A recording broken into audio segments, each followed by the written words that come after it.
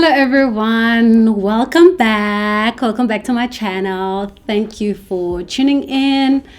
Today I would like to share with you another aspect of my life that I am coming to embrace, coming to love, and coming to enjoy, and that is reading novels.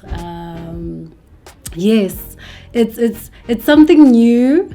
It's something I kind of started during this lockdown, this hard time. No, it's not a hard time. I'm reading my first autobiography by Michelle Obama. I've mentioned before, and another book that the book I was reading before that was the right English.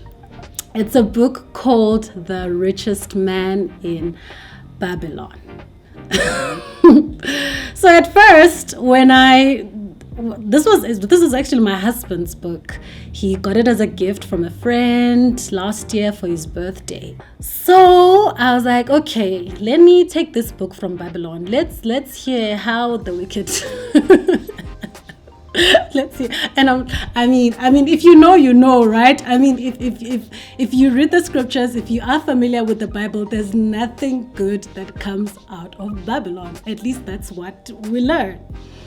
So I'm like, you know what? Let me just give this book a chance. Let me read it. And I mean, it's a very small book. I mean, let me show you. This is like how small the book is. It's so small. So if you're someone like me who's new at this book reading thing, I would recommend it. It's like you could literally finish this book in a week. It's quite small. So I gave it a chance, my book, My Richest Man in Babylon, the book, The Richest Man in Babylon.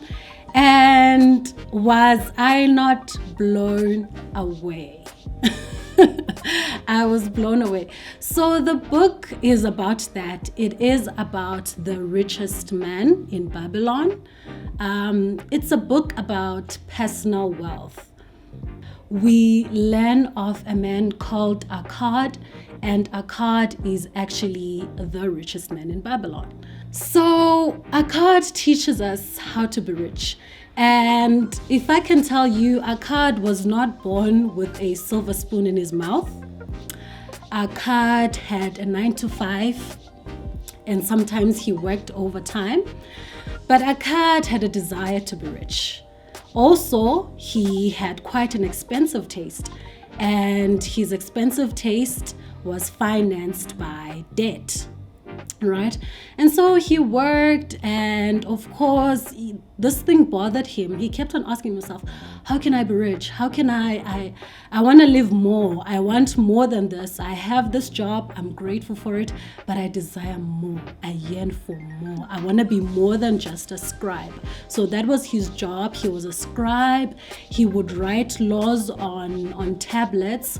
I think I'm right in saying that tablets are like kind of like the same tablets that Moses wrote the 10 Commandments on.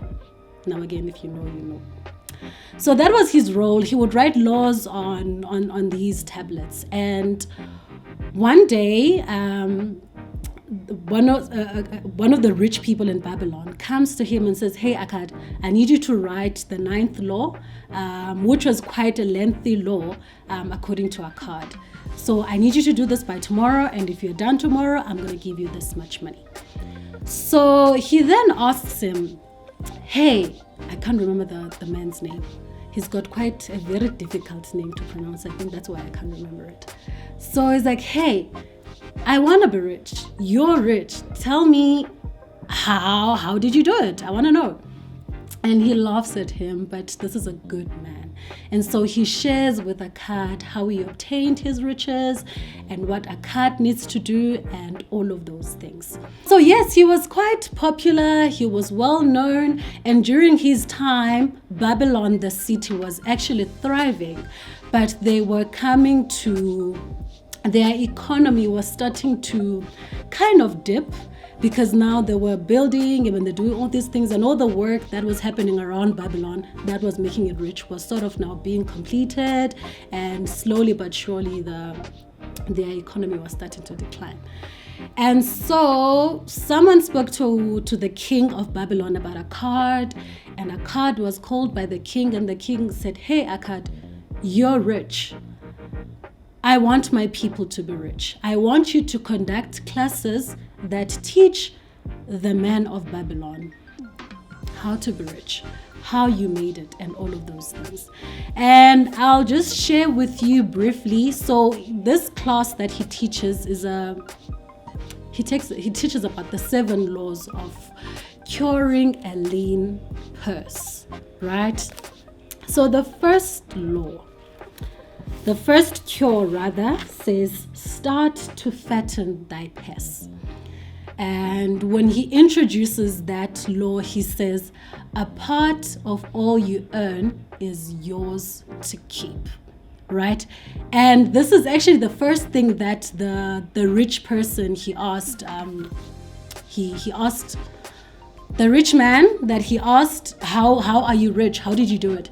That was the first thing that he taught Akkad, that a part of all you earn is yours to keep, i.e. save, right?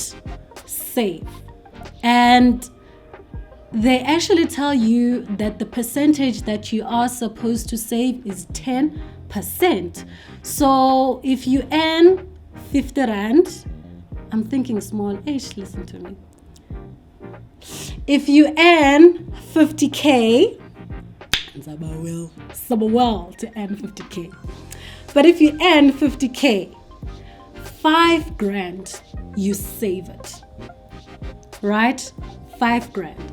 Now I know this is nothing new. We've heard about it. It's a topic that we dread. We're just like, oh my gosh, here we go again. Save. But that's how, like I was saying, this book, to me, it didn't really come with new things, but I loved the simplicity. Usually when we think about being rich or starting to build personal wealth, we think about these big things. We think about, oh, maybe I need to get that deal or whatever. But this particular book teaches you how to build wealth over time, how to build wealth in the most simple but sustainable ways. Now, the second lesson that he teaches in his class is, see this one hit hard. Control thy expenditure. All right, it hit hard because it's a struggle.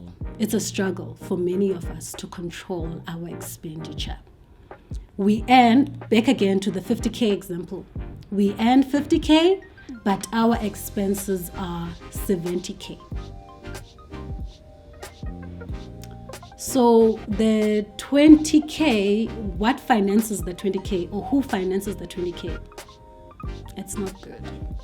And Akkad actually says, learn to live within thy means. Simply put, learn to live within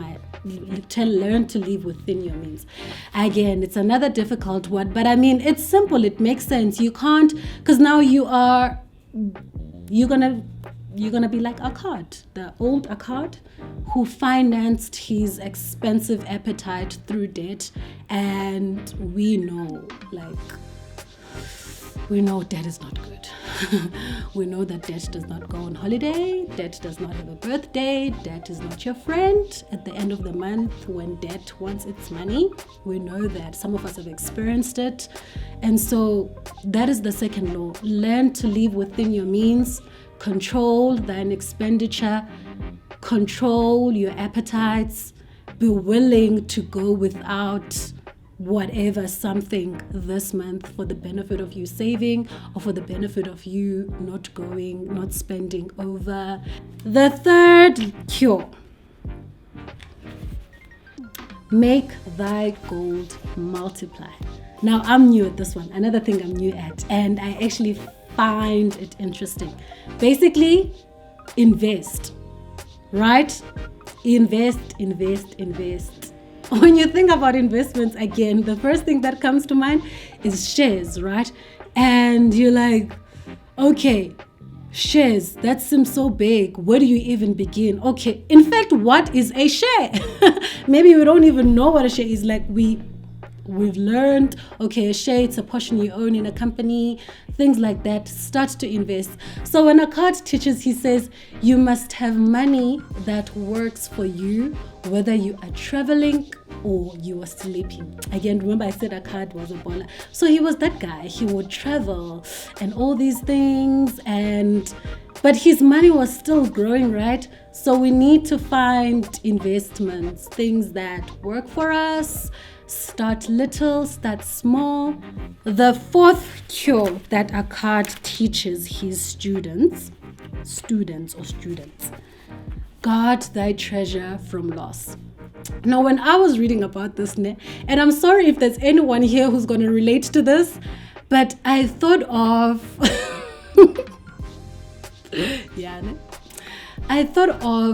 Lamgalelo, guys, what's up? This one I have to say it in Vanek. I'm sorry. I feel like it's going to have a taste when I say it in Vanek or some weight or whatever. Lamgalelo, guys, we're 200, we're 250. Ufakwe mali, and you somewhere down the line, abantu, yeah, you know it. Again, is it Triple M, that big scam thing? Guard your treasure from loss. You've worked hard for this money. There is no sustainable way of making money that is not built over time. It's by and by. It's small and simple things. And again, pay notice to pay attention rather, or pay whatever you need to pay. To me, saying sustainable, something that is, that is reliable, that over time will yield good results. I mean, of course, even big companies, even during this time, a friend of mine was telling me how some, and I mean, we all know about this. It's not even a friend of mine type of conversation, but we were talking about this, how during this lockdown, some stocks have plummeted, right? We know all of those things, but at least even if maybe you decide to sell your shares even during this time that they've lost their value, unlike abantu bakwa Triple M ongazoba fumana ndawo ababaleke nemali yakho. Let us be careful. Let us make sure that our money is safe. We go to the right people. We learn from the right people. We do thorough research as to how you want to save for your money, right? Guard thy treasure from loss. So guys, this book is great, y'all. This book is great. And let me tell you something. So I'm not big on reading books and all these things, but so I'm not going to tell you about, this book is a what, is a not. Another thing that I like when I read a book, I want to laugh. And this book actually made me laugh. Like, I laughed and I was happy. That's my requirement. Listen. It says, "Lo, money is plentiful for those who understand the simple rules of its acquisition." Right? Hey. So we must just educate us. We must know the rules of money. In fact, that's what Akkad teaches to some guys in this book. So they also ask him, so Akkad, how are you rich? I mean, because I feel like Akkad. So they're like, Akkad, what's so special about you? Or what's so special about you when the gods favored you? Why are you so rich? And Akkad says to them, the thing is that you guys, you have not observed the laws of money. Or maybe he says you don't know the laws of money. Or if you know them, you have not taken thought to observe them. And that's as simple as it is. It's this thing about such guys and rich, and you know me, I'm your gal. I'm not there yet.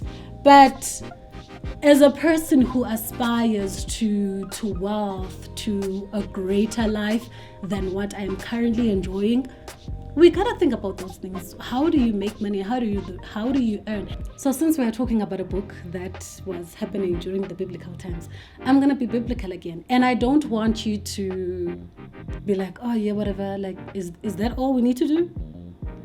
We know people who asked that question. The Israelites. They asked Moses. So it was during their time, their exodus, and because of their disobedience, God punished them, sent flying serpents, and they were bitten by these serpents.